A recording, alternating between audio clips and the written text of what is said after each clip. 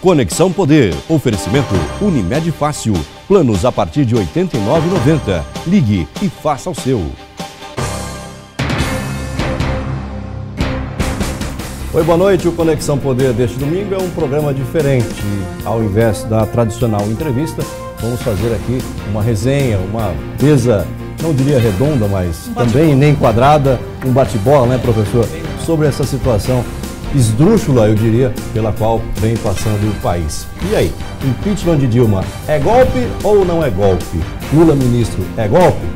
Talvez. Fique com a gente, o Conexão Poder deste domingo está no ar. Muito bem, para esta mesa redonda, este bate-papo, convidamos o professor Luiz Antônio pela primeira vez aqui no nosso programa. Ele é consultor e professor em gestão empresarial, aliás, consultor de gestão empresarial e também professor. Criminalista, advogado, doutor Eduardo Maon, lá na minha ponta esquerda. Também aqui ao meu lado, professor Haroldo Arruda.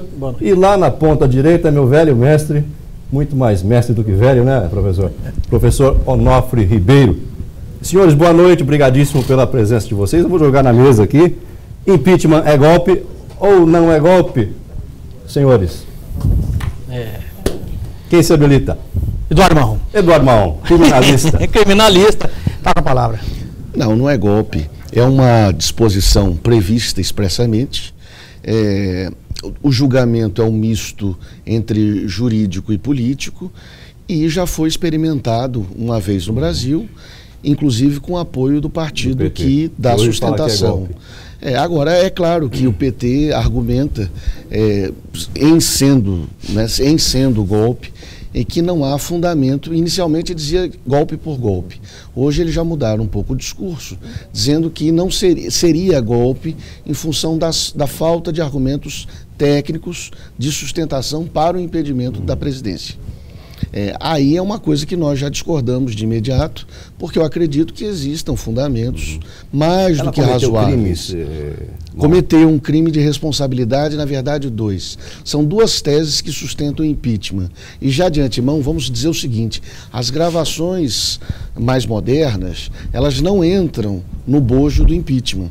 Elas podem, sim, evidentemente, influenciar o voto do parlamentar, né, do deputado, que é um ser humano, que ouve... Dessas últimas gravações, as últimas gravações do Moro. Eles não entram na... Mas eles não servem como prova legal. Não. Mas como prova moral, talvez elas sirvam. Deixa eu tentar explicar. Quando você faz uma acusação a alguém, uma representação a alguém, você circunscreve qual é o bojo, qual é o universo pelo qual a pessoa precisa se defender. Então, o que acontece? Quando houve uma representação contra a Dilma, basicamente existem dois pilares. Primeiro, as pedaladas fiscais.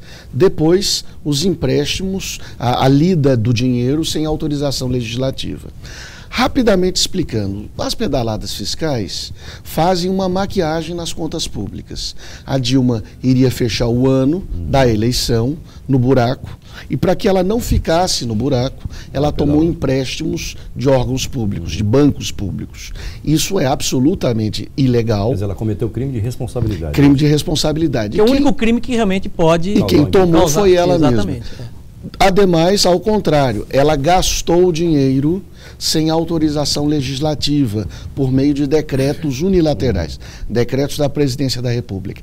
Esses são os fatos que circunscrevem o pedido de impeachment. A oposição está dizendo que, eventualmente, a esses fatos serão aditados outros que, aí sim, tangenciam a Operação Lava Jato. Sobretudo os últimos que vieram à baila. Eu acho difícil, porque como as sessões já começaram a ser contadas e o relatório já vai começar a ser feito, inclusive com oportunidade de defesa, a acusação parece-me que nesse ponto não merece mais o aditamento, ou não é possível mais o aditamento. Agora, André, o julgamento é essencialmente político, não é jurídico. Não se pode anexar essas gravações ao processo de impeachment. Mas isso está no fundo da mente do julgador, que é o parlamentar. Exato. E aí o que o senhor está querendo dizer é que o parlamentar, se ele tinha um voto, agora ele mudou de voto. O que eu estou querendo dizer claramente é: o parlamentar não justificaria o impeachment para sua base eleitoral em pedaladas fiscais. Mas com essas porque a ligações, base eleitoral não entende o que é um empréstimo sem lastro, um empréstimo pagando juros altos, sem prévia autorização legislativa. Mas a base entende o que é uma pressão, o que é uma coerção, o que é um grampo, o que é um escândalo. Isso ele entende. Então a base vai pressionar o parlamentar, é curioso, vai ser um fenômeno muito curioso. A base do Brasil vai pressionar o seu respectivo parlamentar para votar a favor do impeachment pelos fundamentos da representação e a mais do que eles. Vou aproveitar a tua veia de criminalista, de advogado. Você acha que o Moro agiu certo vazando essas gravações? Bem, vamos continuar, eu já respondi ao professor Onofre essa questão, mas vamos deslindá-la. Vamos lá. O que aconteceu? Interceptação telefônica. Essa interceptação telefônica, ela foi baseada em uma representação do Ministério Público.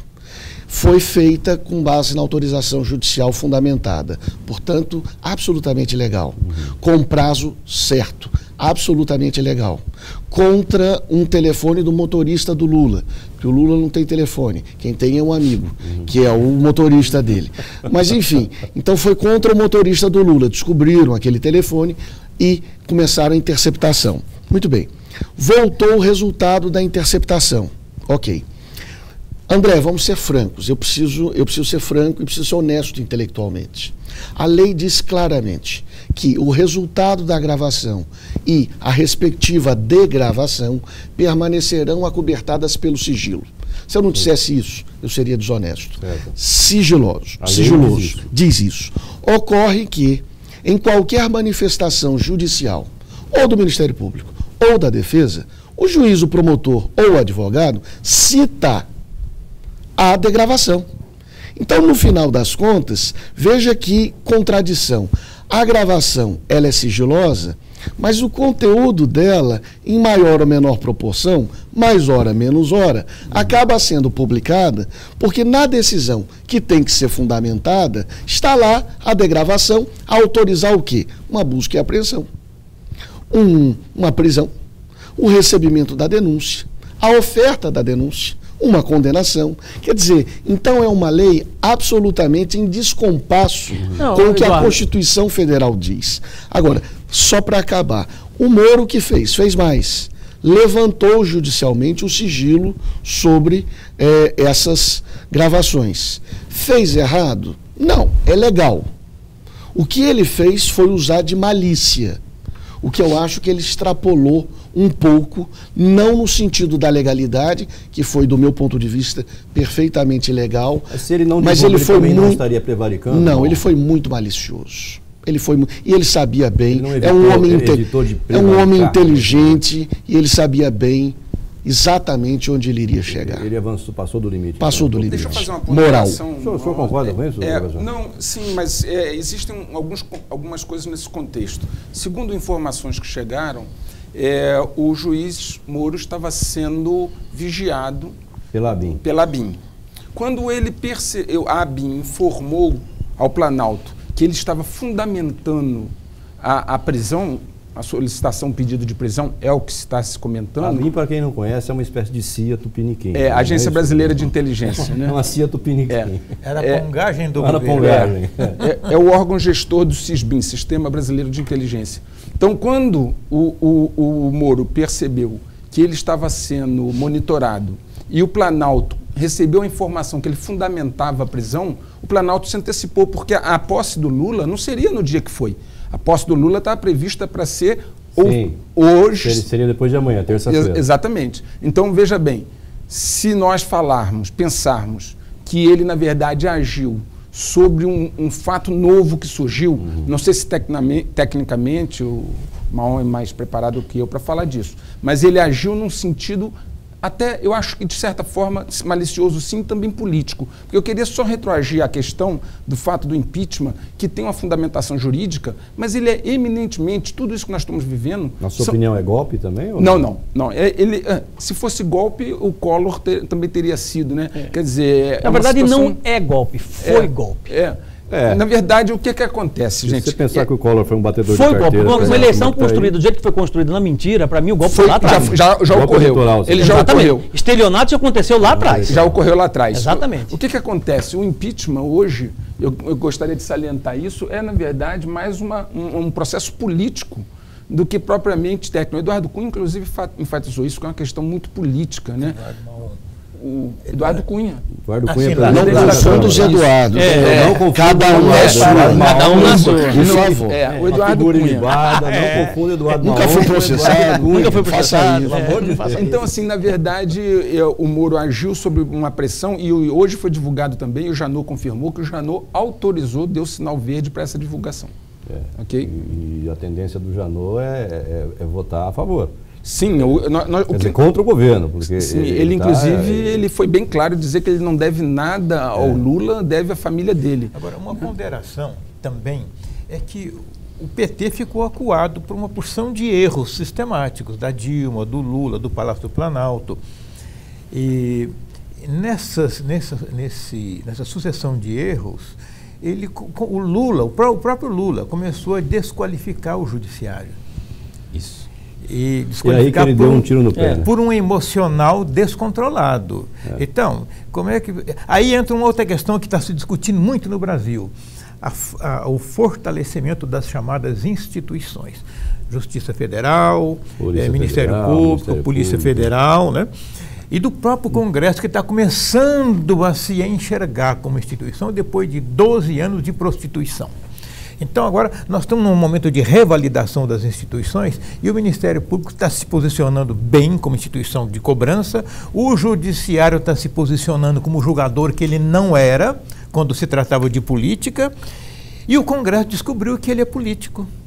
Então, o Lula errou pela língua, está morrendo pela língua.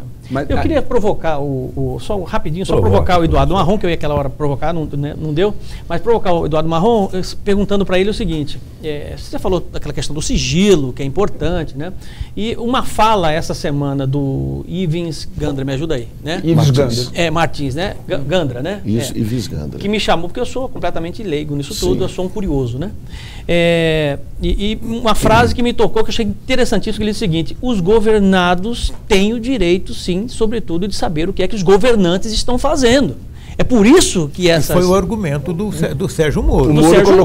Esse argumento, para mim, é o suficiente. Como é que eu, como eleitor comum... Para mim também. Né? Não tem condição de saber o que é que as pessoas que eu votei estão fazendo, as pessoas que estão ali gerindo, de certa forma, a política, os movimentos políticos no país, as questões sociais e por aí vai. Como é que eu não posso ter direito ao acesso a esse tipo de informação? Eu queria puxar uma coisa, antes do Eduardo responder, mas uma pequena. Quem assistiu na íntegra o discurso da Dilma, da presidente Dilma, na posse do Lula, ela fez a mesma coisa que o Lula. Se colocou na velha posição de vítima que o PT gosta de ficar com. Chamou todo mundo de golpista, imprensa de golpista. Todo mundo é golpista ou coxinha hoje. O PT, de modo geral, o PT e as esquerdas têm um hábito. Quando a coisa aperta, eu sou coitadinho. A culpa é sua. É o discurso de vítima, né? Então, aí ela se colocou como vítima, mas ela agrediu muito também. Eu acho que ela criou somou junto com o Lula nos mesmos dias, pela mesma causa que era a indicação dele, a questão do foro, ficou muito mal na Justiça, no Ministério Público, ela jogou-se junto com ele contra todas as instituições. É golpe contra a Constituição, então. Eu queria acrescentar mais uma coisa para o Eduardo comentar também. Agora o Eduardo Marrom, né? Eduardo Marrom. É o seguinte: quando uma pessoa lhe manda uma carta, você está preocupado com o carteiro ou com a mensagem? Quer dizer, o que está acontecendo? Às vezes Se você não namorar o carteiro, pois é a carta. Né? Então o que está acontecendo? Quando nós ouvimos as gravações, claro, há aspectos técnicos, né? E inclusive o Janot e outros têm comentado o seguinte: o alvo do Grampo não era a presidência da República, porque ela trouxe para ela falar como é que... Lula. Porque o investigado é o Lula. Exatamente. Agora, se ela tem relação com bandido, Conversa com bandido, você vai acabar falando com bandido. E esse é um argumento que está sendo colocado. Quer dizer, nós estávamos grampeando o Luiz Inácio Lula da Silva, que não tem foro privilegiado. Não tinha até aquele momento, certo? E a pessoa que entra em conexão ou liga para ele é um outro assunto. E aí, o que acontece? E o PT é mestre em fazer isso. Ele tira o contexto e começa a se pegar em filigranas, tá certo? Quando, na verdade, a questão é, aquilo que foi dito configura realmente um crime, é uma ingerência? É isso que eu gostaria de ouvir. Quer dizer, a mensagem realmente desqualifica e favorece um ato, digamos assim, é um ato fora da lei? Ou a gente vai ficar discutindo parte técnica do telegrama? Eu acho que cabe até uma parte, justamente com relação à mensagem, já complementando a sua pergunta, Claro. dizendo o seguinte: ela alegou que a interpretação dada no verbo, você que é um... verdade. No verbo, né, que para mim foi menosprezar a inteligência de qualquer ser humano, É fato. né, de uso para usar, Foi né, visível usar essa para, quer dizer, desculpa dela. e ela foi o argumento que ela utilizou para dizer que vocês estão enganados. O tempo verbal que ela usou não É. era aquele que saiu É. no áudio, era um outro tempo Olha, verbal. vocês estão me Se ela demandando- fala errado é problema É dela, muita bala, né? Vocês estão me demandando muita coisa. É, vai lá, vai. O senhor é o criminalista. Muito bem. É, ué. Vamos lá. Eu acho assim, Estou enganado, professor. Com certeza. entre a carta e a mensagem, qual é o mais importante? Do ponto de vista constitucional, não há o mais importante. Né? Isso é uma coisa muito importante. Por quê? Porque existem direitos e garantias que acobertam esses direitos. Felizmente é assim. Então, veja, o conteúdo que pode ser dramático, como é, e pode levar a um afastamento da presidente, que pode, e pode mostrar uma quadrilha de criminosos, e são, eu também penso isso, elas precisam passar necessariamente, antecipadamente, pela baliza da legalidade. Ponto final. Porque isso é um Estado democrático de direito. É claro que nós podemos fazer um debate, e nós vamos fazer o debate. Eu vou abordar respondendo a ele, dois momentos que eu julgo que é crime. Mas eu tenho que dizer o seguinte, veja só. Com relação às interceptações, elas não podem ser arbitrariamente abertas, como você havia falado. Não, mas os nossos governantes... Por quê? Porque numa conversa telefônica, Haroldo, eu posso falar, numa única conversa, eu posso falar da situação dos meus filhos, que são menores, acobertados pela Constituição. Eu posso falar das minhas questões bancárias com você.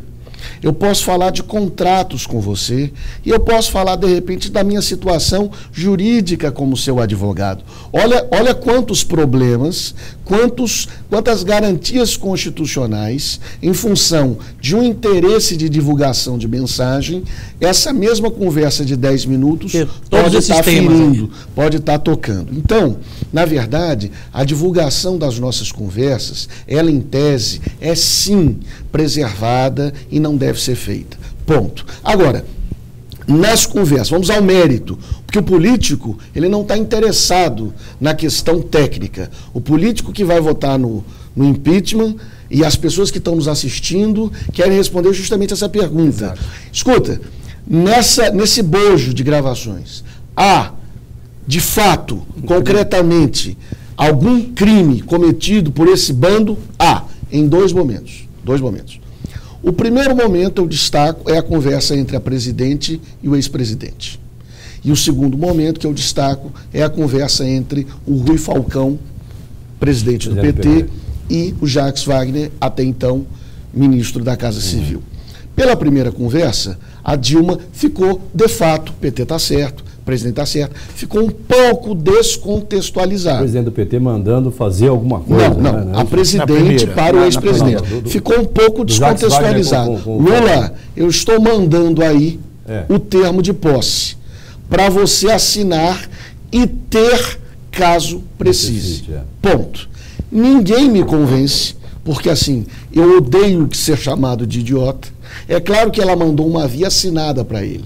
Ninguém é imbecil. A pessoa não vai usar um papel assinado por ela mesma. Pelo motivo sabido que era o medo da prisão. É chamar realmente quem está nos assistindo de absoluto ignorante. Vou te mandar um papel em branco. Eu vou te mandar caso você precise. Que não tem sequer um timbrado da presidência da República. Isso. É claro que tinha a assinatura dela. Se por acaso chegasse a polícia, cumpriu o mandato, ele diria, eu já assumi. Até porque a publicação, e eu explico isso, a publicação não diz nada. Mesmo que ela tenha lançado uma edição especial, extraordinária, do Diário Oficial da União Eletrônico, não importa. Importa o termo de posse. Então, eles são tão criminosos, tão quadrilheiros, tão bandidos, que eles mantêm um termo de posse no bolso. Esse é um ponto. Mas, Eduardo, mal explicada a história. De fato, mal explicada a história. A história só vai se explicar numa outra interceptação. E agora eu chamaria a atenção da mesa de quem está nos ouvindo.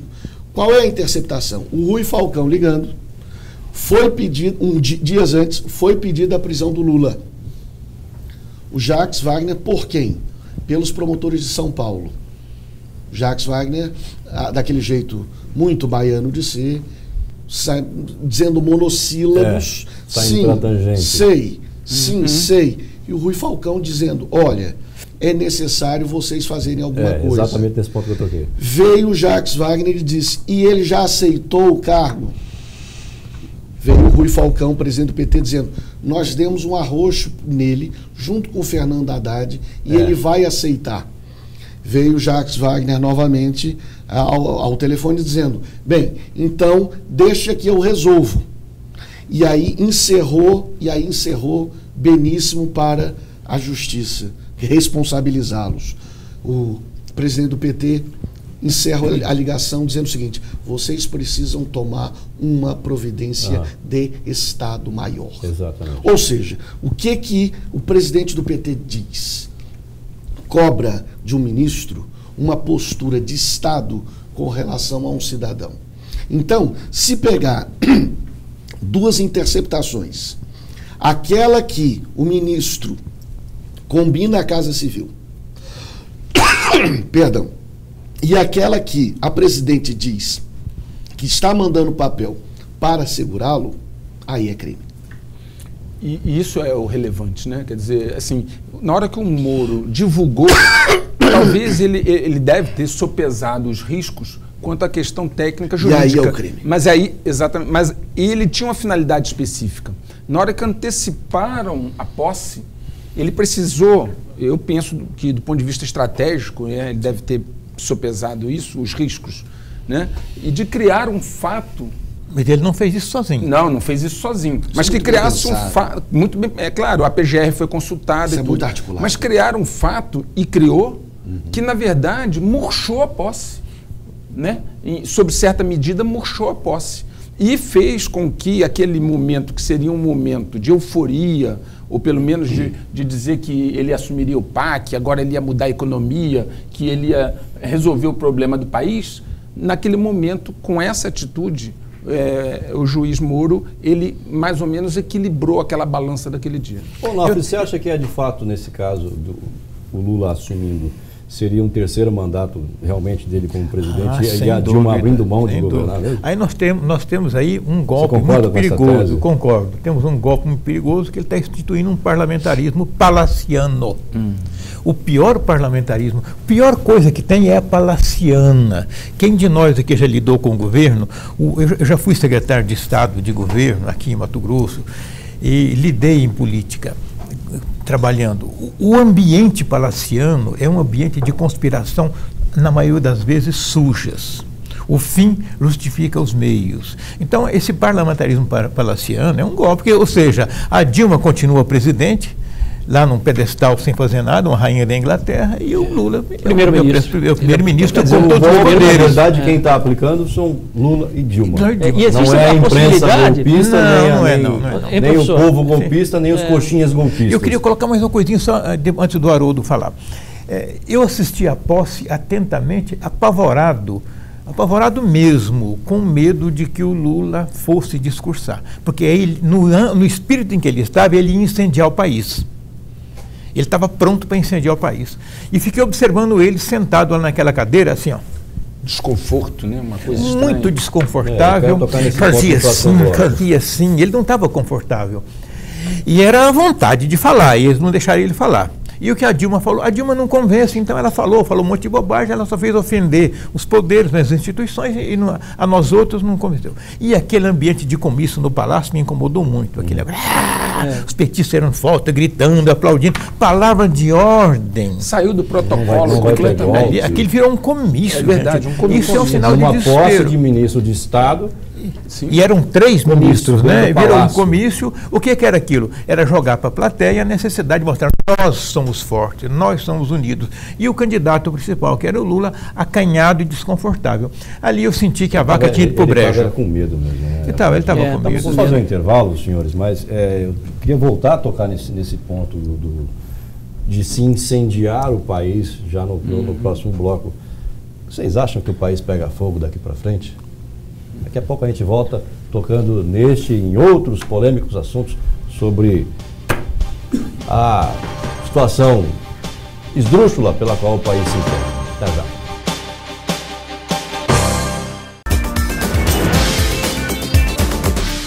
Muito bem, estamos de volta com a Conexão Poder deste domingo, hoje diferente, hoje uma mesa redonda, uma mesa quadrada, uma mesa retângular. Um bate-bola. Um bate-bola, uma resenha sobre essa situação esdrúxula pela qual o país está passando. Golpe daqui, golpe de lá, né? O presidente dá um golpe, a imprensa dá outro golpe. Só golpe de lá, golpe daqui não tem não. Tudo só se fala em golpe nesse país. Estou dizendo o que os outros dizem lá, né? Lá no Palácio, eu sou golpista. O senhor é golpista, o senhor é golpista, né? A imprensa é golpista. Né? Eles não são golpistas, né? Mas para o juiz Sérgio Moro, são golpistas. Enfim, a briga vai... Tem muita água para passar debaixo dessa ponte. Dividiu-se burramente o país entre nós e eles.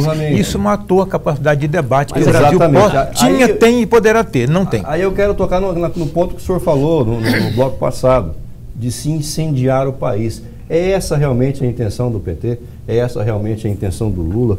É essa realmente a intenção da militância, professor Arnoldo? Sim. Vamos lembrar que a metodologia da esquerda, e o PT representa um dos partidos da esquerda no Brasil, ele é o líder na estrutura política do governo que está aí hoje. A esquerda tem uma metodologia. Ela vai discutindo numa dialética que se vai levar para algumas coisas muito claras. O Haroldo sabe disso. É mais ou menos aquela tese: eu vou cair, eu vou morrer, mas vou levar um monte de... Não, mas antes de cair... Né? Para esse tipo de governo populista existe uma formulazinha pronta. Mas antes de cair, isso é um pacote tecnológico, ideológico. Antes de cair, eu vou dividir o país, criar separações que me permitam trabalhar com esse povo que eu classifico de coxinhas, que é gente que tem algum bem e que trabalha com discurso vitimista. E do lado de cá, nós que somos coitadinhos, pobrezinhos. Então, se você tem esse aqui contra, esse contra esse, e esse aqui você desqualificou ele, quem trabalha se desqualificou e o trabalhador se tornou uma vítima, embora ele também seja um trabalhador, infiltrado com os movimentos sociais, que isso é quadrilhagem, aí o país já está dividido. Então, se para incendiar, basta riscar o fósforo. Era o meu medo do Lula lá naquele dia. Eles não tiveram coragem de fazer isso, o que me deu a entender que eles não têm mais força. Dá para apagar esse incêndio, professor? Olha, eu queria só fazer uma observação. Muitas vezes a gente pensa que os fatos são aleatórios, que eles são burros e despreparados. Na verdade, eles seguiram uma metodologia e uma ideologia de cartilha. Não, é uma ideologia gramicista, né? De um ideólogo italiano que escreveu na cadeia, onde ele disse como a esquerda poderia tomar o poder sem ser pelas armas. E essa ideologia, ela prega exatamente isso. Você ir aparelhando o Estado e fazendo isso que o professor Onofre colocou e dividindo o poder a fim de que você possa conquistá-lo. Então, assim, em 1990 foi criado o Foro de São Paulo, que durante anos foi proibido falar desse assunto, certo? Esse Foro de São Paulo reuniu as esquerdas, o Fidel Castro e todas as esquerdas da América Latina, para tomar o poder na América Latina. Se vocês observarem, isso foi ocorrendo nos anos subsequentes. Né? Bolívia, Equador, Brasil, Argentina, etc., Venezuela, né? Então, o que acontece? Eles seguiram uma cartilha, como você colocou bem, Haroldo, eles seguiram uma cartilha, mas não foi uma coisa coisa impensada, existia Sim. sempre uma metodologia, uma ideologia por trás. Por exemplo, E eles têm pensadores por trás. Tem, claro. Não é só um bando de pessoas louco. muita gente- inteligentíssimas, não tem burro. Então, nisso isso não. é importante frisar, por quê? Porque ao, por exemplo, enfraquecer as Forças Armadas, é proposital, eles têm um objetivo. Ao dividir a sociedade, como o Onofre colocou... É isso outro objetivo. É outro objetivo. E assim vai. E para se chegar aonde? A um projeto de poder, onde eles amealharam, através de um caixa 2, um valor significativo para financiar esse projeto de Bilhões poder. foram Né? desviados. E financiar, me perdoa, financiar o substituto das Forças Armadas, Sim. que é um armamento dos movimentos sociais, armamento de...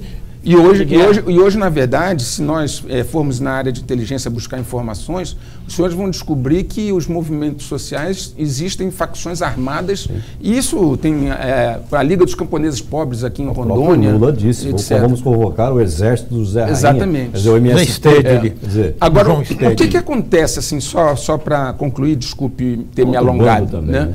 Quando você olha a Venezuela, a pessoa que tomou o poder na época, né, ele saiu de dentro das fileiras do exército. Hugo Chávez. O Hugo Chávez. Aqui não, eles não tinham um link. E aí o que eles foram fazendo ao longo do tempo? Pegando os oficiais da ativa mais antigos e levando para a reserva e substituindo por oficiais com uma nova mentalidade. Os Se isso- chavistas brasileiros. se isso segue por muito tempo, nós teríamos problemas. Agora, o que eles não contavam, né, é que surgisse essa série de fatos novos, Lava Jato, etc., que minou esse projeto. Não contavam com o Sérgio Moro. Não contava. Não contava com a minha astúcia. Mas eu gostaria de retomar só um assunto Claro. importante, né, que ficou no bloco passado, com relação a essa questão da mudança de regime do presidencialismo para o parlamentarismo. O que me preocupa é justamente a informação que me chegou, que existe uma PEC, uma emenda constitucional no Congresso, que propõe essa mudança de regime, professor, colega, né, sem um plebiscito. Ou seja, mais grave ainda.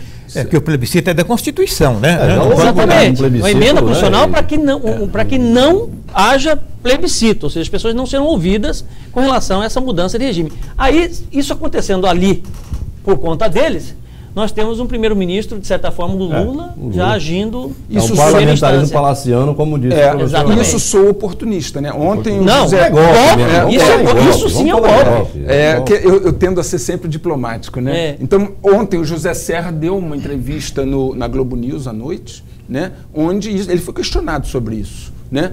E ele disse, não, se achar necessário, a gente inclui a necessidade de fazer um referendo. Poxa, mas acontece que o momento é inoportuno, tá certo? 2, ele disse, não, mas o momento é oportuno porque nós vamos usar a crise de forma pedagógica para mostrar que o presidencialismo não funciona. Só, mas espera aí, nós temos um problema para resolver primeiro. Vamos resolver o problema primeiro. Mas me perdoe, que o Congresso Nacional está tentando pegar essa situação e reverter a seu favor e de criar um parlamentarismo dentro da crise, pega a nação, a nossa, como dizia o Chico Buarque, a nação tão distraída. Porque é mais fácil trocar depois. E aproveita, faz um pacote, faz uma M nessa história toda, e lá na frente eles saem bem. O próprio Serra disse, nesse programa que o Luiz Antônio falou na Globo News, ele disse que os políticos não estão mais representando a sociedade, tanto é que nas manifestações ninguém quer político e ninguém quer partido. Por quê? Porque eles se distanciaram.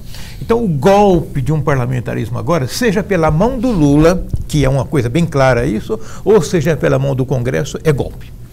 Eu queria só fazer mais uma observação sobre... isso é fundamental. Ontem ele colocou essa questão da identificação das pessoas com seus líderes, né? Porque se nós olharmos os movimentos anteriores, mesmo nas diretas já, ele comentou, no Rio de Janeiro, né, o governo do estado patrocinou. Tá certo? Hoje não. Hoje as pessoas foram para a rua e, inclusive em São Paulo, chegaram a hostilizar o governador, né? Então, essa característica atual, ela tem características diferentes do passado, né? E a pontuação que se faz esse seria um momento de colocar uma questão tão profunda como essa, num momento em que nós estamos emocionalmente, num momento que nós estamos... Os nervos à flor da pele. Os nervos à flor da pele. Como torcedores e não como pensadores. Você que é doutor nessa área da filosofia, isso é oportunismo. Claro, sem dúvida nenhuma. Oportunismo maquiavélico. Claro. Coitado. Doutor Eduardo Marrom, mas é bem isso vou mesmo. voltar para o criminalista. Não, eu penso o seguinte, o PT, as pessoas pensam que é um partido de trabalhadores. Eu acho que é um partido eminentemente de uma casta universitária sofisticadíssima, que é sustentado por trabalhadores. Também. Por que eu estou dizendo isso? O Haroldo estava dizendo de cartilha, etc. e tal. A fina flor do partido, quando nasceu, estudava, sentava-se numa sala, estudava Gramsci, Trotsky, Lenin, Stalin, como tomar o poder. Muito bem. Agora, eu vou voltar na questão do Onofre. Sempre o Lula foi, e o PT é de uma inteligência muito superior. Por quê? Porque, veja só, em todos os momentos de ruptura, nós tivemos um nós e eles. No momento da independência, quem éramos nós? Brasileiros contra portugueses. No momento da república, quem éramos nós? Republicanos contra monárquicos. No momento da Revolução de 30, quem éramos nós? Povo contra a aristocracia paulista e mineira. Depois, em 64, quem éramos nós? Classe média, militares, lamentavelmente éramos nós, porque era a grande maioria do Brasil, contra a tentativa de golpe de Jango. É lamentável, mas é verdade. E depois, e o Lula? Apareceu de que maneira? De que maneira nós contra eles? O Brasil é um país muito desigual. O Lula percebeu isso logo de início. A língua do povo, a maneira de falar, a maneira de romper a linguagem tradicional do político. Só que ele falava e não ecoava no financiador. Depois da terceira vez, com um know-how e muito mais sofisticado, com outro tipo de base, ele deu 2 passos e conquistou o país. Qual foi o primeiro passo? Escolheu um vice da área empresarial. Fumou o cachimbo da paz com a área empresarial. E o segundo, garantir ao mercado financeiro que não haveria nenhum abalo na política econômica. Financeiro nacional e internacional. Exatamente. Internacional, que era a carta aos brasileiros. Eu não me lembro o nome. O vice, o Alencar. José Alencar. Tanto é que ele escreveu depois e chamou o Tucano para o Banco Central. Então, o Lula percebeu que ele tinha um instrumento na mão muito importante, que ainda não tinha sido usado desde Getúlio. Era falar simples e não falar empolado. Era falar através de fábulas, através de figuras de linguagem que possibilite as pessoas simples do povo entenderem o discurso, que é um discurso profundamente sofisticado. Conversa de boteco. Conversa de boteco, mas com um conteúdo ideológico extremamente sofisticado. Agora, vamos responder a sua pergunta. E quem sabe eu lançaria... Me permite, acho importante colocar, por trás dessa preparação dele para esse discurso estava a Igreja Católica. O CNBB, etc. Agora deixa eu só... Deixa eu só concluir. Agora, você falou de rompimento institucional, nós iríamos. Então, a minha opinião vem agora. Na República não houve, na Independência houve pouquíssimo, houve alguns focos, em 1930 quase não houve, porque Getúlio chegou desarmando, em 64 não houve, não haverá agora, por quê? Porque o partido, como disse o professor, ele não conta com as Forças Armadas. Então o que acontece? Numa ditadura... Na sua opinião, caso caia esse governo, o país não pega fogo? Não pega fogo, porque mesmo a militância tentando mesmo havendo sangue na rua, não pega fogo. Uma morte na rua. Pode haver um massacre de 10 pessoas, pode haver uma hostilização... não passaria de escaramuça. Mas passaria apenas como eventos episódicos. As forças militares, não apoiam numa questão institucional, é que são realmente o peso entre um golpe e é a força bruta. É o tanque na rua. Isso não vai acontecer no Brasil. Não vai. Por quê? Porque os militares já sabiam do potencial já sabiam da origem, de como nasceu e de como se preparava o Partido dos Trabalhadores.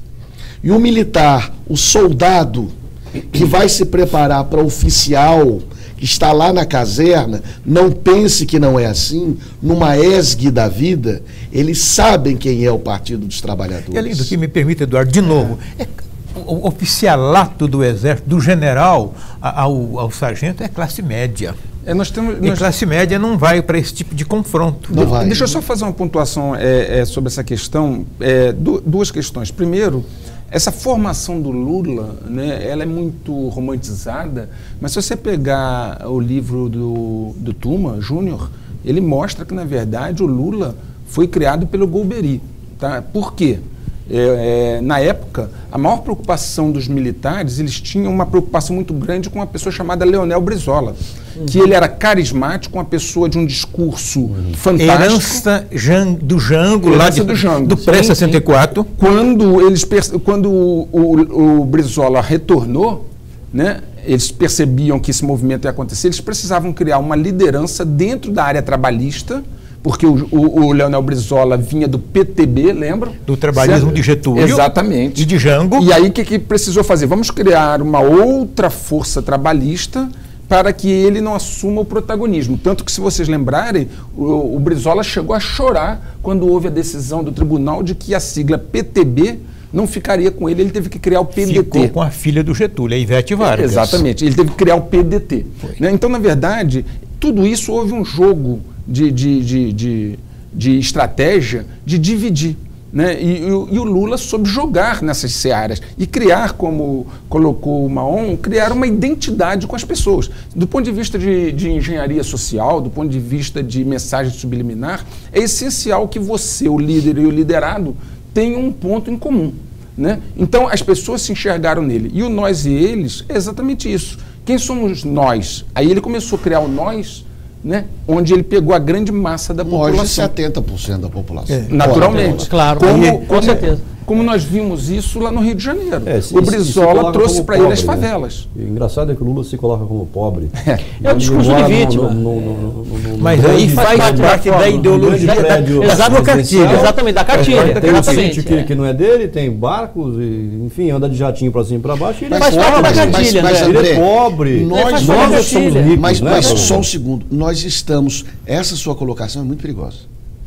Porque nós estamos incorrendo no mesmo discurso. O Lula, então, não é pobre. Eu não quero discutir isso. Não, mas eu estou dizendo o seguinte, ele está usando, se fazendo de coitado, não, mas isso usando a classe mais pobre, se colocando como igual, mas a minha questão é maior do que a hipocrisia do Lula. Porque nós aqui já sabemos, que o Lula é hipócrita. Hipocrisia pura. Nós precisamos mostrar às pessoas que estão nos ouvindo que o Lula não é só hipócrita. O Lula não toma só a cachaça e o melhor vinho de 25, 30 mil. O Lula não tem o sítiozinho. Não é isso, não. O Lula... porque as pessoas têm direito de ser hipócritas também. Ora bola. O Lula é mais do que isso. Ser hipócrita não é crime. O Lula é hipócrita e o Lula é criminoso. É diferente. É diferente, André. Porque hipócrita, a maioria dos políticos são. Lula é mais um. Agora, o Lula, ele é hipócrita e ele é francamente criminoso, líder de uma quadrilha. Agora, deixa eu demonstrar... Não, ele é um bandido. Falar a verdade. Agora, deixa eu demonstrar como é que é isso. O que o Lula faz e fez de melhor? A lavagem de dinheiro. Como ele fez? De que maneira ele fez? Ele, como presidente do Brasil, ele aparelhou, através de si ou de outros, enfim, aparelhou os órgãos públicos. Pelo menos o corte que nós vamos fazer, que é na Petrobras, era no setor de abastecimento, de contratação nacional e internacional de serviços. Muito bem. E ele começou a... Vamos imaginar que não seja o Lula, ok? Os diretores do Lula, vamos colocar o Lula aí. Os diretores do Lula começaram a cobrar propina, pedágio por licitações. Isso acontece também generalizadamente, não é só petista, são todos partidos, mas vamos chegar no Lula. Até aí nenhuma originalidade do Lula. Muito bem. Essas empreiteiras, 6 ou 7, reuniram-se em consórcio, em verdadeiro consórcio criminoso, e fraudaram sistematicamente as licitações, irrigando esses diretores, que por sua vez repassavam a verba ou diretamente ao Partido dos Trabalhadores. Nasce aí nasce a diferença entre a corrupção tradicional do toma lá, dá cá e me dê uma mala de dinheiro, e a corrupção institucional petista. Porque o PT fez uma instituição, integrou com as partes, os tentáculos da quadrilha, irrigou o partido e suas eleições, e depois, e onde nós chegamos ao Lula? Não vamos ser abstratos. Depois que ganha uma vez, 2, 3, 4, e aí? Como é que chega no Lula? Um belo dia surge um sítio reformado por que empreiteira? Coincidentemente, a empreiteira que estava ganhando as licitações. Ah, mas a empreiteira também doava ao Aécio. Ok. Depois um triplex com uma outra empreiteira que também estava envolvida na Petrobras. Sim, mas também essa empreiteira também doou a campanha do Aécio. Mas o Lula começou. Como é que se lava dinheiro mais? Eu não tenho boi, eu não tenho hotel, eu não tenho rede de ensino, eu não tenho sistema de comunicação. O que o Lula fez? Montou uma empresa com um único funcionário, filho dele, para dar palestras por 500 mil, 800 mil, 1 milhão, 1 milhão e 200 e 1 milhão e 600. Para quem, André? Justamente para as 8 empreiteiras.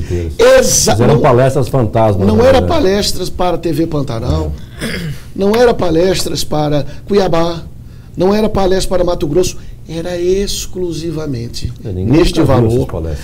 Aonde estão as fotografias? Uma fotografia dessa palestra. No YouTube, não tem. O YouTube não tem. Não existe. Ele se orgulha de dizer que ele cobra o mesmo tanto que o Bill Clinton. Mas só um segundo. Não, ele cobra mais, que ele é o mais caro do mundo. O Bill Clinton, deixa eu só completar o ciclo. $100 mil. A empresa emite nota fiscal, recolhe 10 a 12% de tributo, ou seja, tributado, ele declara no imposto de renda, ele é tão safado que vai para o Instituto, não para ele. Então ele declara 12% e fica com dinheiro na mão.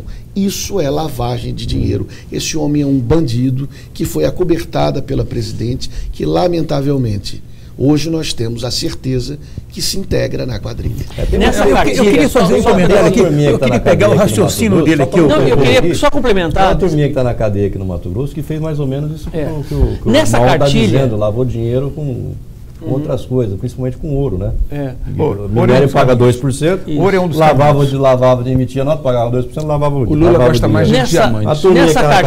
Nessa cartilha que foi projetada com uma fórmula mágica de como chegar ao poder com base científica, vamos dizer assim, com grandes pensadores, né? Tem uma máxima. No finalzinho dela fecha, vamos exercitar a imaginação aqui, né? Fecha com a máxima que é o seguinte, que eu imagino que seja o seguinte: nós, para chegarmos ao poder, nós temos que praticar o igualitarismo geral. Teremos que pregar no igualitarismo em que nós sejamos mais iguais que os outros. Aí sim, nós conseguimos chegar lá. E é exatamente isso que a gente presencia hoje, Maon. Haroldo, eu queria pegar um raciocínio do Maon. Quando o Lula ganhou a eleição em 2002, ele não chegou ao poder só com o PT. Chegaram um monte de intelectuais de universidades composição. E um monte de gente da igreja, dos vários movimentos da igreja, que chegaram com ele, que formaram dando uma sustentação filosófica. Correto. Claro. Quando estourou o mensalão, para governar, o PT se elegeu em 2002 com minoria no Congresso. E a nossa Constituição diz que não se governa sem apoio do Congresso. E ele não tinha maioria no Congresso, começou a comprar os parlamentares, que foi o mensalão. E para fechar o raciocínio rapidamente, aqueles acadêmicos e a própria igreja, quando viu o mensalão em andamento, bom, não é nada disso. Afastaram do PT e do Lula. Tem um sociólogo, o professor, parece-me que da USP, mas no YouTube tem uma entrevista dele no programa Roda Viva da TV Cultura, Francisco de Oliveira. O programa é de 2010, por aí, onde ele diz isso que o Eduardo falou, fundador do PT de uma das grandes universidades, parece-me que da Unicamp. Lá no programa Roda Viva tem. Francisco de Oliveira ou Chico de Oliveira. Ele faz isso que o Eduardo falou, ele diz como quem nasceu, fundou o PD e viveu lá dentro. Então ele arrasa o Lula no nível tal, no aspecto da falta, não é da falta de moral, da amoralidade, que é o que tudo pode ser feito desde que eu acho que está certo. Então, acabou, com esse afastamento dos intelectuais e da igreja, nós criamos um monstro sem eira e nem porteira. Mas aí tem uma questão, Onofre, que eu gostaria de salientar, também dito pelo Eduardo, o seguinte: não é mais aquele padrão antigo de que um é corrupto, um rouba, um pede 3% aqui. Se criou uma organização muito bem coordenada, né, para aparelhar e corromper praticamente as grandes empresas do país, porque isso não é Petrobras, não. É uma coisa de máfia. É uma máfia. Isso foi Petrobras, são os fundos de pensão que ainda não se levantou, você na área elétrica. Porque eles têm tanto medo da prisão do Lula? Claro. Porque se desnuda. Desnuda tudo isso. A coluna. E aí, Eduardo, isso vai... Se você começar a puxar essa linha, você vai começar a levantar que o problema é muito maior. Por exemplo, nós temos lá em Portugal, com a prisão do primeiro-ministro e um processo que está correndo em Portugal em relação ao Banco Espírito Santo, né? Lá está se puxando uma parte dessa linha, porque vai chegar aqui... Quem está preso lá de Portugal? O primeiro-ministro? O primeiro-ministro. Né? Nós temos agora assinado, não sei se foi ontem ou hoje, um acordo entre a Suíça e a Procuradoria-Geral, o Janot assinou... No final da semana. Exatamente. De 800, eles estimam em torno de 800 milhões de dólares que estão lá e vão ser mandados esses documentos. Quer dizer, na verdade, o contexto dessa situação, ele é profundo, ele é vasto, e quando nós, à medida que avançarmos, começarmos a perceber todas essas nuances, nós vamos chegar à conclusão que é algo que vai nos surpreender. A gente vai descobrir que apodreceu todinho o país. Olha, isso de apodrecer um país é a coisa mais horrível que tem. Mais ou menos isso, é a Segunda Guerra Mundial. Me perdoe, geral, né? Tem uma imagem de Berlim bombardeada depois da Segunda Guerra. Você tem ela agora, a imagem da cidade de Alepo, na Síria. A cidade não tem nada em pé. Uma cidade de tamanho de Cuiabá, não tem nada em pé. Foi isso que fizeram com o Brasil, não do ponto de vista do físico, mas do institucional. Detonou moral, tudo. Né? Viramos um Alepo. E se você me permitir mais uma observação, esse projeto de poder, nós financiamos projetos de poder em outros países. Então, nós fomos roubados para exportar dinheiro. Claro, perfeito. Certo? Quando um Evo Morales invadiu as instalações da Petrobras, quando se financiou Porto de Cuba... Bem, né? Exato. Quer dizer, além de sermos roubados... Né? Financia ditaduras. Isso. Senhores, eu preciso fazer mais um intervalo. Eu tenho que fazer um intervalo? Tem que fazer um intervalo, então vamos fazer um intervalo. Mas assim, mais uma perguntinha. Lula vai ser preso ou não vai ser preso? Vai ser pro próximo. Lula a partir de amanhã, segunda-feira... É um programa inteiro para falar sobre ele é ministro, né? Porque caiu a liminar. As liminares que o proibiam de ser ministro caíram. Existe também um pedido da Advocacia Geral da União para que se derrube todo e qualquer pedido nesse sentido já. Preventivamente já derrubando a liminar. Eu nunca vi um negócio desse. Você vai derrubar preventivamente. Os senhores acham que o Lula de fato assume ou vai acabar sendo preso? Essa pergunta é para o senhor, doutor Marrom. O senhor não sai, vocês não saiam daí daqui a pouquinho. E nem ele sai daí. Essa resposta eu quero ouvir. O doutor Marrom, específica para o doutor Marrom. Até já.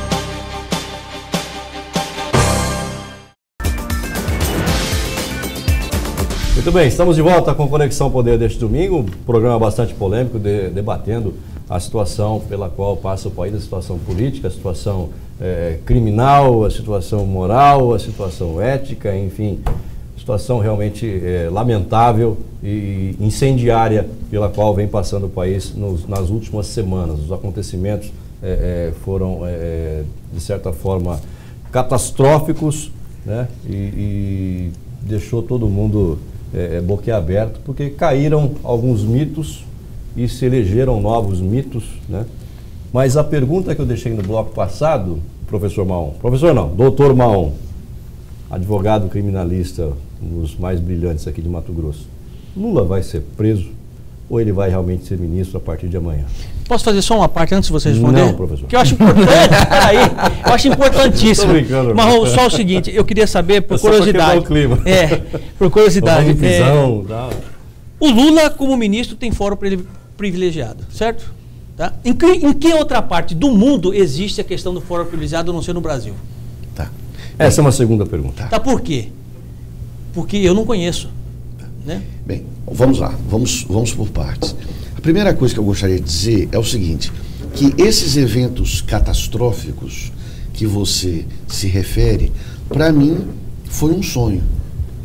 Foi um sonho... Catastrófico do ponto de vista moral, né, irmão? Não, mas eu acho que para mim foi um sonho. Eu assisti pela televisão o PT se desconstruindo pelo próprio discurso. Por quê? Porque do jeito que a militância é estruturada, ninguém do Brasil poderia desconstruir o PT de fora. O próprio PT se desconstruiu. Ninguém no Brasil, nem nenhuma autoridade brasileira, judicial, legislativa, nenhuma desconstruir o PT de fora. Porque ele já tem todos os antídotos contra todos os discursos de ataques e de fatos mais óbvios possíveis. Graças a Deus, nós somos sortudos, o PT está se desconstruindo pela própria boca, sem a nossa ajuda. Esse é um ponto. Segundo ponto é com relação ao Lula. O Lula foi tão infeliz, tão mal orientado. O amigo de verdade fala aquilo que o outro não quer ouvir. O Lula foi tão mal orientado, que ele deveria ser preso pelo Moro e ele seria imediatamente solto. Ele seria preso pelo Moro, o Moro, ele extravasa nos seus despachos, extravasa mesmo, ele é muito duro. O Lula é uma pessoa extremamente simbólica, muito mais simbólica do que qualquer outro que já tenha sido preso. André, eu só quero lembrar que a simples condução coercitiva abalou muitíssimo a credibilidade técnica do Moro. Sabe por quê? Porque a justificativa que o Moro deu foi péssima. Vou conduzir o Lula para protegê-lo. Isso é ridículo. Qualquer jurista do Brasil começou a criticar o juiz Moro e os ministros do Supremo Tribunal Federal começaram a criticar o Moro. Se o Lula fosse preso, sem prerrogativa de foro, sem cargo, eu garanto a você, ele não passava uma semana preso. E agora? Agora não. Agora foram revelados esses grampos, o governo assumiu a paternidade do crime, e aí instou ao STF, esse Lula que é um verdadeiro diplomata iraniano, conseguiu encontrar problema com a OAB, ele conseguiu encontrar problema com o STF, conseguiu arrumar problema com o STJ, com o presidente do Congresso, com o presidente da Câmara, só faltou arrumar o problema com o Papa. Mas arrumou um problemão com a imprensa inteira. Quer dizer, sem dúvida. Então esse é o pior problema. Então deixa eu concluir. Ele coloca em xeque, e ele colocou em xeque o Supremo Tribunal Federal.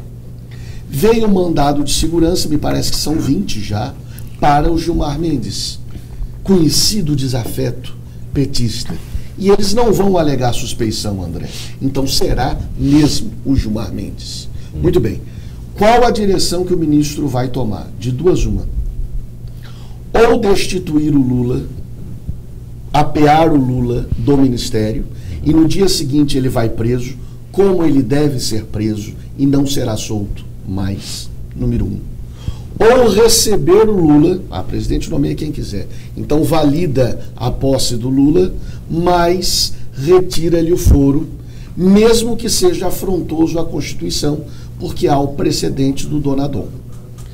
Eu sei que é perigoso, mas o Lula chegou a um ponto tão alto, tão elevado de deboche institucional, deboche institucional que a instituição vai responder ao Lula.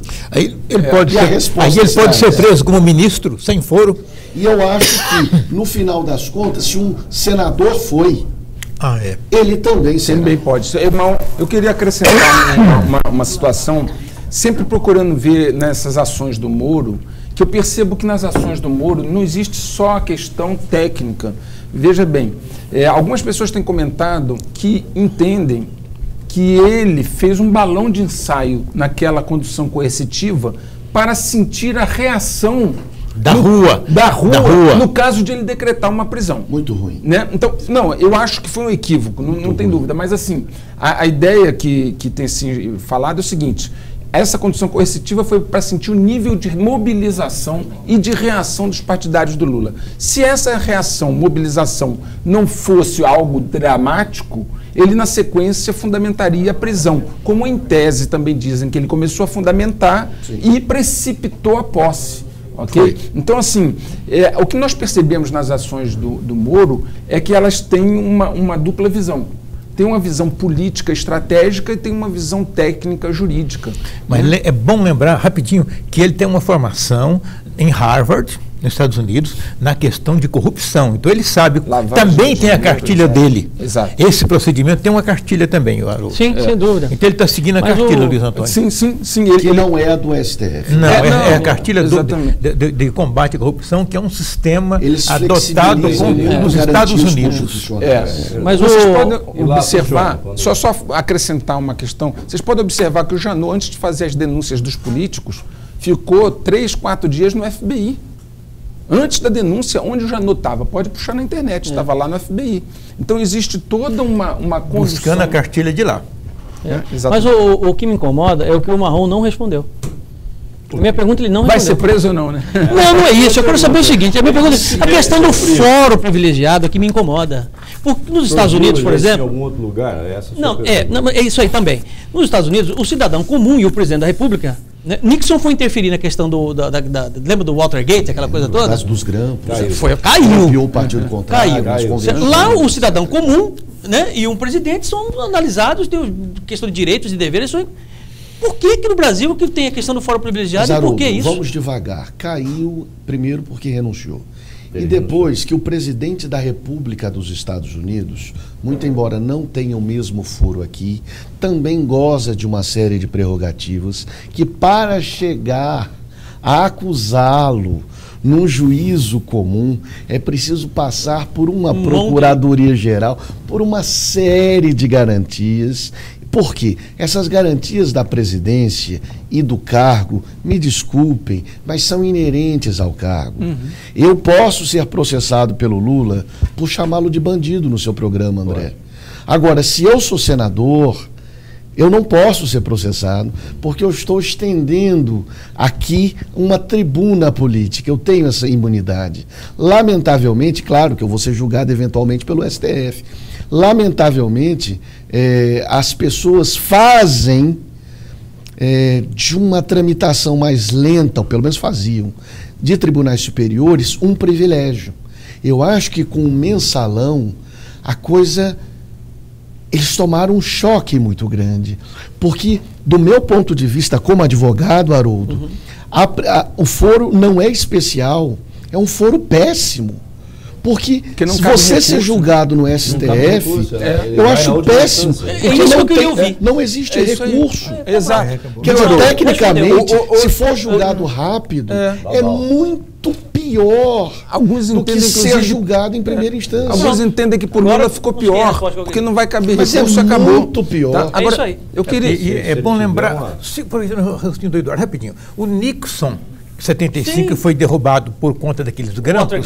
Não foi só pela Constituição, foi obrigado a renunciar pelo partido dele, que pressionou. É como se o Lula obrigasse a Dilma a renunciar. Agora, se for preso, agora só para completar, estava dizendo isso a você hoje, se for preso, se Lula for preso no uso das atribuições, aí eu acho que é a única hipótese dessa senhora renunciar.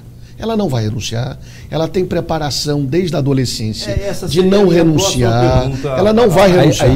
A única possibilidade é Dilma cai ou Dilma não a única cai? possibilidade de um ministro sair preso. Agora, não é só a prisão de Lula.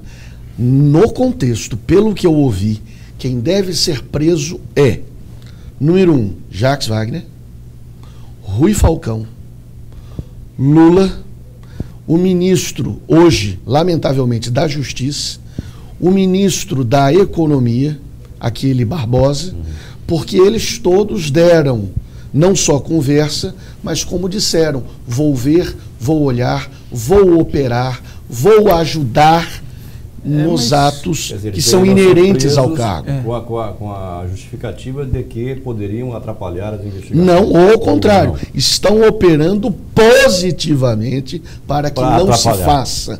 Mas é complexo, né? Você teria 4, 5 ministros presos, provavelmente vai ser feito de forma escalonada. Basta o Lula. A questão assim, olha, nós temos hoje, o André colocando, nós temos a questão da renúncia, né, que pode ser precipitada por uma prisão do Lula, porque psicologicamente hoje ela está ancorada no Lula. Ela não é Só mais essa hipótese. presidente. Exatamente. Só essa. E existe a questão do impeachment, que já a primeira sessão foi na sexta-feira.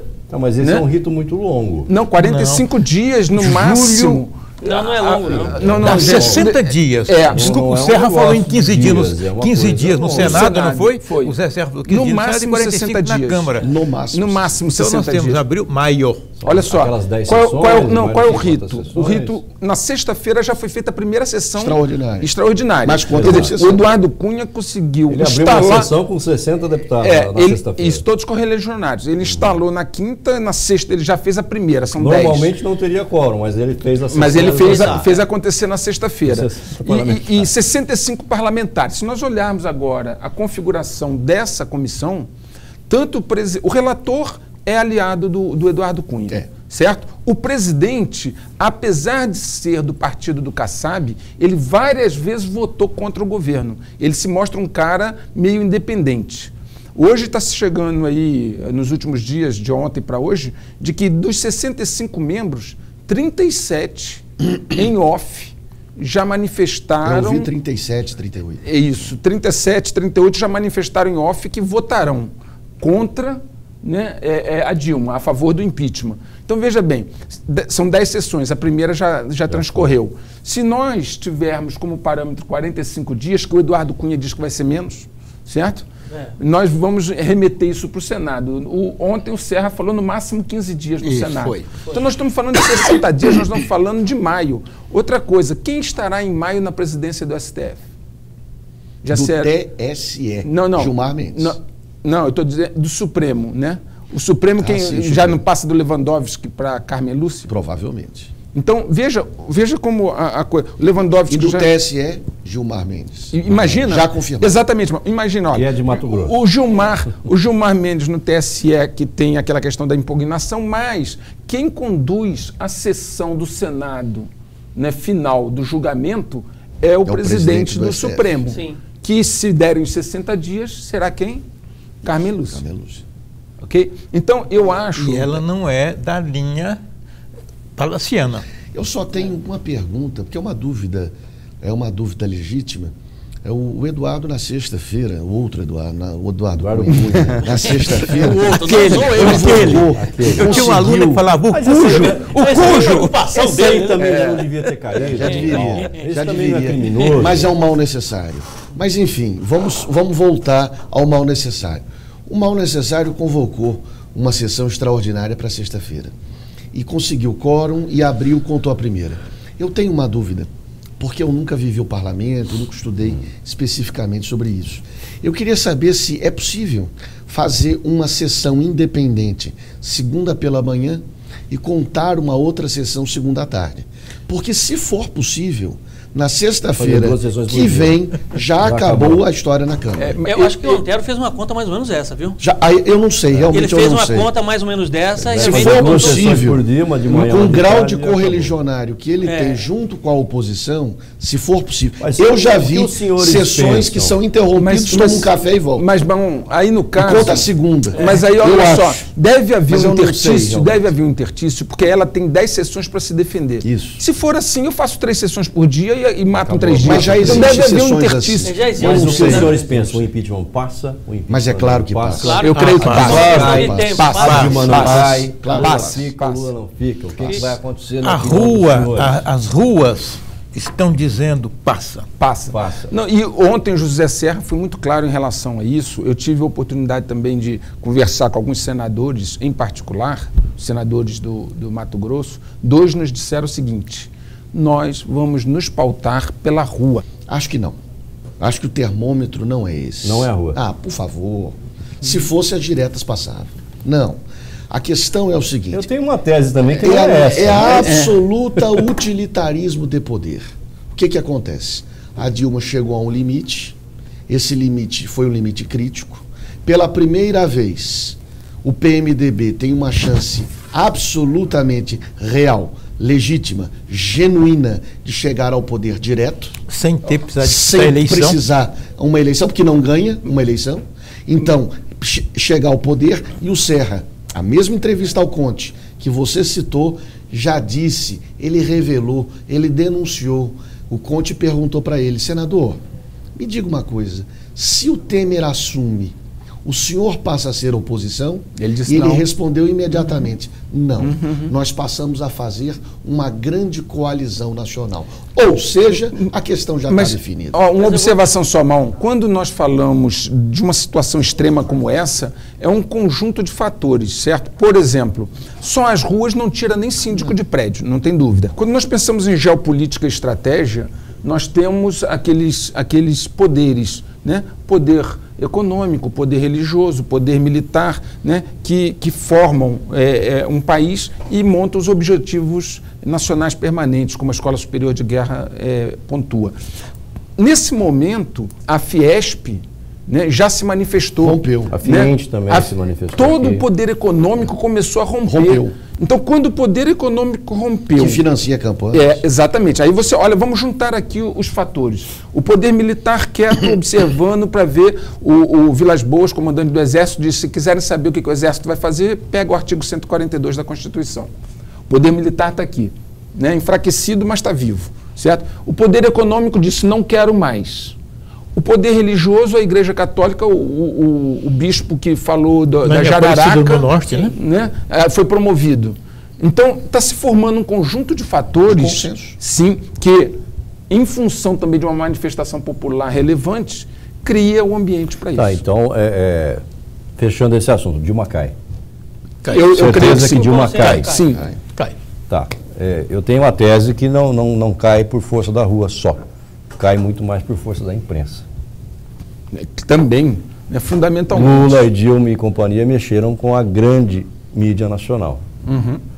Mas vamos imprensa- lembrar que a A mídia... imprensa regional Claro. vem falando, mas a grande mídia nacional, principalmente a principal emissora, estava um pouco calada. Claro. Né? E Abriu nos guerra. últimos dias ela declarou guerra e apontou os seus canhões, os seus mísseis Mas- todo para Dilma e Lula. Mas vamos lembrar... Como ela André, fez com o Collor em 1992. Sim, sim. Não se enganem achando que foram os caras pintados que derrubaram o Collor, Claro, porque não não é o foram. caso. Aquele senador Lindbergh Farias lá não derrubou ninguém. Ele foi um oportunista e hoje ele é senador. Não é? E está do lado do governo. Quem derrubou o Collor não foram os estudantes, foi a imprensa. Ou eu estou errado, doutor? Eu gostaria de correlacionar essas coisas, errado, porque doutor Mauro? quem financia a imprensa é o poder econômico. Então, quando essas coisas estão linkadas, né, por favor. Não, eu acho que, respondendo a sua questão, com relação à Globo, que é a maior imprensa, é o maior canal de TV do Brasil, sim e não. A Globo É também uma já... organização A gigantesca. Globo também TV, rádio, jornal, mirou enfim. canhões uma vez contra o PT e não conseguiu. A Globo mirou canhões contra o Brizola uma vez e não conseguiu, por 3 vezes inclusive. É verdade. A questão também não é só essa. Eu sou um sujeito profundamente utilitário. Quem vota é a Rede Globo? Não. Quem vota é o político. Como é que o político vota? vota de acordo com o financiador. O que o financiador está fazendo? O financiador é banco? Então vota conforme o banco está pensando. O financiador é o povo? Mais uma justificativa. Então vota conforme o povo quer. O financiador é o bairro, o financiador é a soja, o financiador... Me parece, pelo que o professor falou, coberto de razão, há um consenso empresarial, inclusive, que financia o político, número 1. Há um consenso dentro do maior partido do Brasil, número 2. PMDB. Há um consenso financeiro, número 3.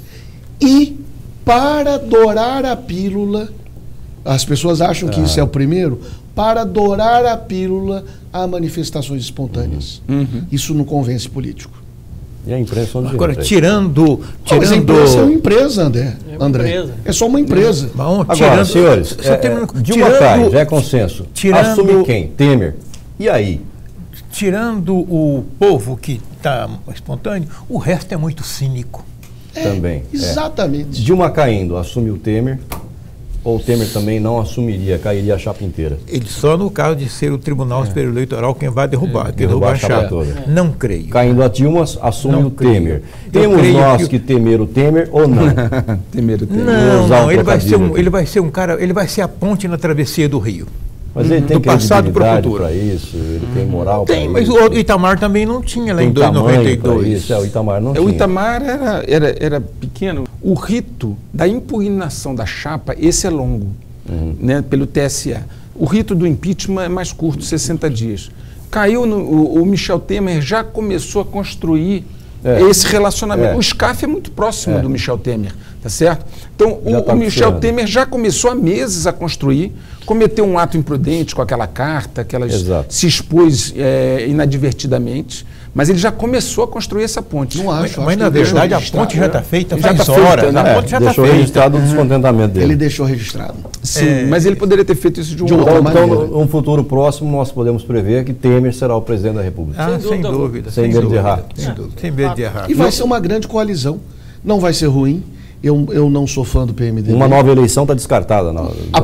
Perfeita a só leitura se dele. cair A partir do momento que Temer assume, do meu ponto de vista, os jurídicos, os jurisconsultos, as pessoas que compõem o TSE são humanos, leem jornal, formam opinião antes da questão técnica. Então o que acontece? Com uma presidência com dólar a 3, com uma presidência de ampla coalizão, com uma presidência sem ninguém na rua, com uma presidência com um Congresso unido, votando 2 ou 3 reformas, não caça o Temer jamais. Se a roda estiver girando, também. Concordo, Acho essa análise correta. eu acrescentaria mais uma coisa, uma presidência que não deixa o MST invadir as fazendas nem quebrar fábricas. Exatamente. Isso já é uma grande coisa. Se nós observarmos, nós chegamos a um tal ponto de deterioração que ele, ao manter de forma, assim, o país num estado natural, normal, sem que faça muitas coisas, já vai recuperar a credibilidade, e a credibilidade é essencial. É como um time de futebol ruim, tão ruim, que qualquer Zé Mané que chega vira ídolo. Exatamente. Mais ou menos isso, né? Ele não precisa... Quais eram os grandes talentos do Itamar? E me desculpe, ele não é qualquer José Mané. Não, ele é um doutor em direito constitucional, um sujeito que foi várias vezes, não só líder do partido, mas presidente da Câmara. Tem vivência. Quer dizer, ele tem uma vivência. Presidente do PMDB que é um cobra. O Temer é a salvação. Mas foi uma figura de linguagem. O Temer é a salvação da lavoura. Aliás, mais preparado que Dilma. Muito mais preparado que Dilma. Eu preciso tocar num ponto que nosso tempo está indo embora. O pessoal já está me falando que o tempo está acabando. A turma reclama muito quando a gente fala aqui, quando posta-se algumas coisas lá no Repórter MT ou em Facebooks da vida. E o Aécio? Aécio perdeu a chance. O Aécio não é presidente, né? A minha resposta é essa. Outra. Eu, confesso, votei no Aécio. Mas se ele é bandido, amigo, ele tem que ir para cadeia. Concordo plenamente que ele vá para cadeia. Para cadeia mesmo. Agora, o que não pode viu-se que Lula cometeu crimes, viu-se que Dilma cometeu crimes, que o PT cometeu crimes e ainda há aqueles que apoiam e nos xingam quando falamos que eles cometeram crime. As redes sociais fazem bandido de estimação. Exatamente, eu também não tenho. Lógico, se o Aécio for bandido, eu quero mais que ele se exploda, que vá para a cadeia. Não interessa se ele é do PSDB, do PTB ou da PQP, amigo. Vá para a cadeia e pronto. Na vida, André, tem tempo para tudo. Perdão para a PQP aqui, mas o horário 53 bilhões de votos não fez jus a isso. Ele não tem que fazer oposição. Aliás, o que acontece com o Aécio daqui para frente? André, eu gostaria só de pontuar. Eu gostaria de pontuar uma coisa. Some da cena, exatamente. Eu gostaria de concordo plenamente. Concorda? O Aécio cometeu o Azeredo, perdeu o time da coisa. para que não diga que nós somos tucanos, vamos deixar claro. Exatamente. Não tem nada a ver. O Azeredo teve uma pena muito bem dada de 20 anos de cadeia. Por quê? Porque o mensalão, a mesada que o PT instituiu em nível nacional, começou a ser rabiscada pelo tucano em Minas Gerais. Então, nós não somos tucanos, nós não somos antipetistas. Não, de jeito nenhum. Ocorre que o PT institucionalizou o crime. E só isso. E o Aécio não se mostrou com a estatura adequada para liderar o Brasil. Exatamente. Gente, a gente não quer bandido. Não fez jus a 53 milhões de votos. Uma observação. Após esse acordo com a Suíça, etc., a Lava Jato está ainda funcionando. E ela vai funcionar pelos anos. Vai levar anos. Ela vai limpar esse cenário. Daqui a um tempo, não sei te dizer o grau de profundidade, mas nós não estaremos mais falando sobre os mesmos protagonistas dessa cena atual. Então é consenso. Aécio some de cena. Não acho que isso. Não é sumir de cena. O senhor é criminalista. Aécio cometeu algum crime, ele vai ficar na sua visão? Eu vi a justificativa dele das três questões. Sobre a delação. Furnas, Liechtenstein. Teria recebido propina. Achei muito bom, só que achei que o PSDB absolutamente incoerente. Para marcar a diferença, deveria tirá-lo, pedir ao Aécio que se afastasse, pelo menos da liderança do PSDB, quando não do Senado. Quer dizer, o PSDB perdeu o time da coisa. Em função da incoerência tucana, é que os radicais petistas montam em cima da discussão e fazem essa ambivalência burra. Por quê? Porque os tucanos não sabem contrapontuar com a diferença. E é por isso, André, que surge no cenário nacional um sujeito chamado Pedro Táxi. Essa é a minha próxima pergunta. Foi ventilado na imprensa local, eu publiquei um texto sobre isso também, que o Pedro Táxi ganha força, estaria ganhando força no cenário nacional, por ser talvez a única liderança até então totalmente ilibada do cenário do PSDB. Gente, mas porque o Alckmin está enrolado em São Paulo, o Aécio está enrolado em Brasília. PSDB, quer dizer, o Táxi vai crescer nessa parada toda aí? É um potencial candidato a 2018? Aí eu pergunto para o analista político aqui, Onofre Ribeiro, e também para o meu colega analista político, professor Haroldo. Na política diz que não tem vácuo, né? Saiu um cara, entra outro. Daqui até 2018, eu penso que o Brasil vai dar uma volta e meia na roda do tempo. Então pode abrir uma baita de uma oportunidade e o Pedro Táxi pegar essa oportunidade, ou pode São Paulo e Minas tomar conta disso e ninguém sabe. Porque Mato Grosso não é expressivo do ponto de vista nem de população nem econômico. Exatamente. Mas, havendo um vácuo, de repente o vácuo cai no colo dele pelo girar da roda do tempo. Exatamente, entendi. E aí, professor? Olha, recentemente nós presenciamos uma fala do atual governador Pedro Táxi, justamente dizendo sobre toda essa situação, esse problema que nós vivenciamos hoje em nosso país. Eu sempre disse o seguinte, da mesma forma que o Aécio perdeu o timing lá atrás, com 53 milhões de votos, deveria fazer oposição e não fez, eu acho que o momento propício justamente para que o nome do Pedro Táxi seja colocado no rol do cenário de pessoas possíveis candidatos à presidência da República é agora. É agora por quê? Porque o que ele está fazendo no estado do Mato Grosso é o que o país quer. Está entendendo? É a demanda que o país quer. É justamente esse tipo de transformação que as pessoas estão buscando.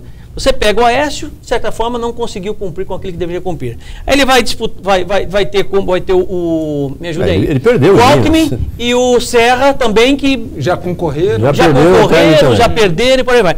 Enfim. Não há uma liderança nova. Não. Existe uma oportunidade. Meu pai tem uma máxima que ele fala assim: meu filho, você tem que estar preparado. Cavalo arriado só passa uma vez na vida. Você sobe nele e vai. Então, governador Pedro Táxi, o cavalo está arriado. Se você não subir, não vai. Entendeu? Senhores, nosso tempo está indo para o beleléu. Algo que a gente não tenha tocado e que os senhores ainda acham pertinente a gente falar aqui ainda. Rapidão, porque amanhã, segunda-feira, com certeza talvez Lula ministro empossado e de fato e assumido. Mas, André, eu acho importantíssimo registrar. No Brasil acabou-se o debate pela questão do nós e eles. Quando a gente senta aqui numa mesa, o Eduardo, o Haroldo, você, o De Antônio e eu, e colocamos na mesa com essa clareza todas as coisas, sem medo do debate, e você não aguentar as consequências disso como dirigente do programa, nós fizemos um grande favor à sociedade de Mato Grosso por ter coragem de colocar as coisas na mesa sem censura e sem medo. E vai ter gente do outro lado nascer o debate. Vai. Mas é o debate. E eu acho o debate saudável. O debate com tese e antitese eu acho importante. Agora, com zombaria não funciona. Eu queria só pontuar uma coisa. Quando nós pensamos em geopolítica, em cenários, nós devemos lembrar o seguinte: governar um Estado exige certas características, governar uma nação exige também outras características, né? É necessário ter essa visão que você colocou muito bem, do momento oportuno. Nós vimos Collor surgir do nada, se tornar presidente. Sim, claro. Tá certo? É necessário também certas composições, porque para se eleger presidente... Precisa ter composições. Precisa ter composições. Nós acabamos de tocar no caso do Temer, que há 17 anos é presidente do PMDB, vai saber se compor assim lá longe, né?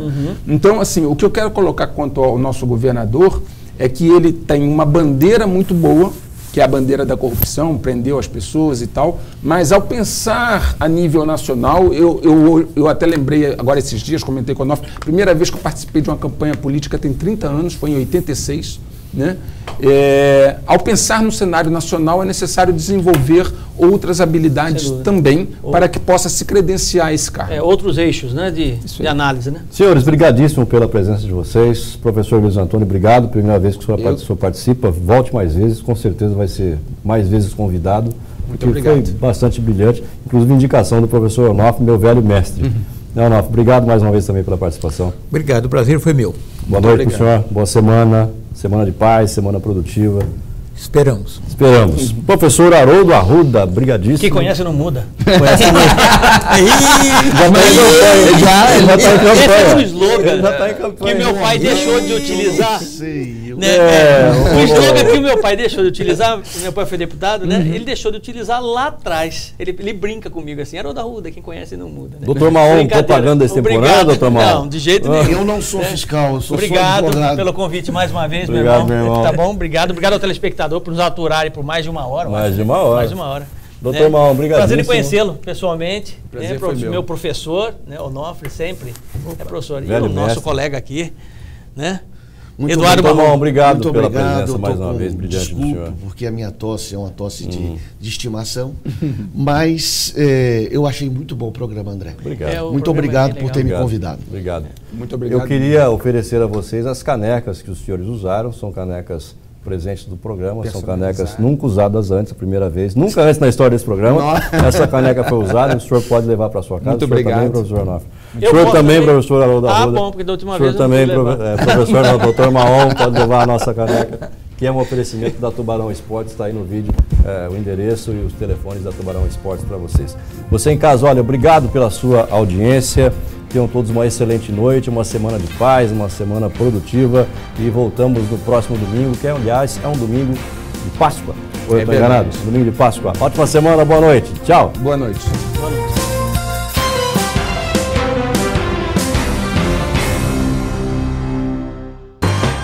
Conexão Poder. Oferecimento Unimed Cuiabá. Acidentes domésticos. Um segundo de descuido, basta.